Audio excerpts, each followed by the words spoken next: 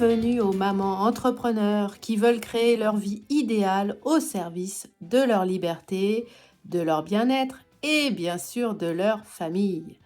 Je partage avec toi des idées pour que tu deviennes ta meilleure amie, des conseils pour simplifier tes journées, des visions pour voir la vie avec de nouveaux yeux, pour penser différemment, sortir de tes croyances limitantes et vivre selon tes priorités. Si ça te dit, abonne-toi pour que ce podcast devienne ton Sherpa de Mompreneur Aventure.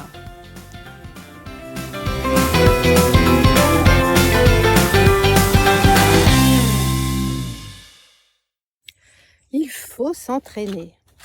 À la fin de ce podcast, tu auras tout le plan d'action pour devenir antifragile, même en période de grosse flemme, pour toi la mompreneur. T'as monté ton business depuis plus d'1 an? T'es en plein morning routine dès 5h du matin? T'es en charge de contenu quotidien sur les réseaux sociaux? Tu lis un livre par semaine et j'en passe. Ça, c'est ta routine. Et puis un beau jour, tu sais pas pourquoi, t'as la motivation à la cave, comme on dit à Bordeaux. T'es proche du zéro absolu. C'est la journée pyjama et ça dure. Ça dure une journée, ça dure 2 jours, 3 jours, 4 jours. Ça fait déjà presque une semaine. Et t'en as tellement marre que tu te dis mais c'est pas possible, faut quand même s'y remettre là. Allez, pousse un peu, bouge tes fesses, lâche pas surtout. Donc tu forces, tu mets ton réveil à 5h du mat pour enchaîner ton nouveau Miracle Morning et c'est reparti.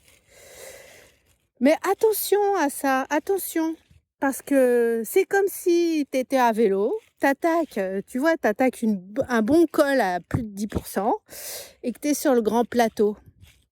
Qu'est-ce qui se passe? T'as les mollets en surchauffe et tu vas pas aller bien haut, crois-moi. Ça marche pas cette affaire de forcer autant. Le truc, laisse-moi t'expliquer, le grand truc à savoir, c'est qu'il faut commencer petit. Alors pourquoi je te dis ça? Parce que, figure-toi que j'ai lu pas mal d'articles sur les douches froides. Et ça fait 8 jours que je m'y suis mise. Alors attention, je te donne le contexte parce que tu vas rigoler. Je déteste les douches froides. Je déteste l'eau froide. Je suis une psychopathe des baignades à moins de 28 degrés. Surtout depuis que je vais aux Antilles. Mais bon, ça c'est un autre sujet. Alors comme je te disais, j'ai lu une étude sur celui qui avait écrit ça, c'était VCI School of Medicine. Et il nous parle des bienfaits de la douche froide. Alors, entre autres, parce qu'il y en a pas mal, ça vaut le coup. Écoute ça, elle améliore la santé mentale, elle prévient les débuts de dépression, elle renforce ton système immunitaire. Alors, et Dieu sait que quand tu es une mompreneur, tu as intérêt à prendre soin de ton système immunitaire parce que si tu tombes malade, personne ne fait ton boulot pour toi. On est bien d'accord? Ok. Pas de bras, pas de chocolat. Et en 3e lieu, j'ai noté que... qu'est-ce que j'avais noté? Attends, excuse-moi. Ah oui, elle permet de mieux gérer le stress. Alors, tu vas me dire, ouais, tu parles à belle affaire. Donc, je pars de rien, je déteste l'eau froide et là, ça fait 10 jours que je soumets mon corps à de l'eau froide. Comment j'ai fait? Parce que probablement tu te dis, mais attends, elle me dit qu'elle déteste l'eau froide, c'est une psychopathe, puis ça y est, elle fait comme tout le monde. Alors comment j'ai fait? C'était pas gagné d'avance, je te le dis direct. Mais comme je te disais en introduction, j'ai commencé petit. Ah bon? Comment j'ai fait? Facile. Le premier jour, je me suis motivée. J'ai pris une douche chaude et j'ai arrosé à la fin de la douche chaude mes pieds. Juste mes pieds d'eau froide. Pour moi, c'était le premier petit pas qui comptait. Du coup, victoire. Et puis, le jour suivant, je remontais jusqu'à la cheville. Et puis chaque jour, j'allais plus loin, plus loin, plus loin. Aujourd'hui, tu sais, au bout de 10 jours, j'en suis au nombril et je tiens à peu près 40 secondes avec ce jet d'eau froide. Et crois-moi, c'est pas toujours facile, mais je ressens tellement de bien, de bon effet, de bienfaisance à la fin de cette douche, cette demi-douche, on va dire pour le moment, que je me dis waouh, j'ai presque envie de tenter, tu vois, la douche sur la tête. Mais bon, allons-y progressivement, parce que tu sais quoi, commencer petit, ça permet de viser le long terme. Hein? Il ne s'agit pas de faire 3 douches froides et puis de dire plus jamais ça parce que je me suis forcée, tu vois. Non, il faut aller, moi je vise du long terme, du bienfait à long terme. Donc j'y vais mollo, je m'habitue progressivement, mon corps me dit vas-y, vas-y, progressivement, et j'écoute mon corps. Donc, tu l'as deviné où je veux en venir.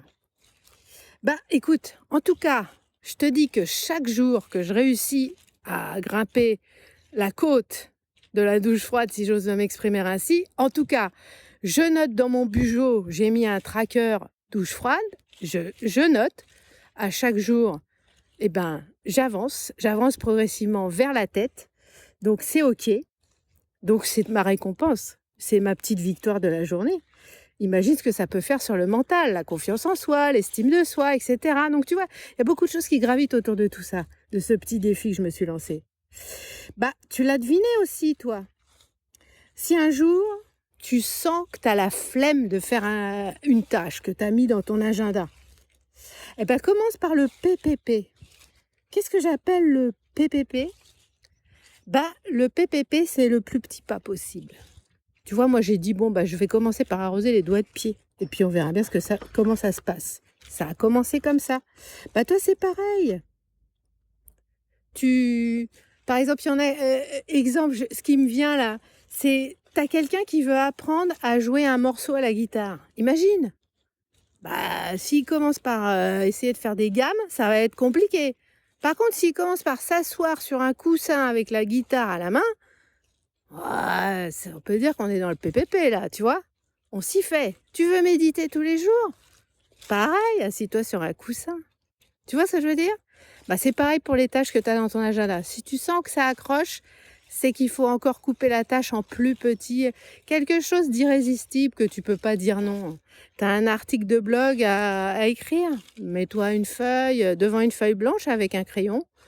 Et puis essaye de trouver un sujet, laisse-toi du temps là-dessus. C'est déjà un bon début. Qu'est-ce que tu en penses? Puis alors, soyons vigilants quand même. Si tu as la flemme, si tu as la vraie flemme de faire quelque chose, c'est que tu as un blocage. C'est peut-être que tu as trop forcé et que tu as épuisé ta volonté, ta motivation, pas vrai?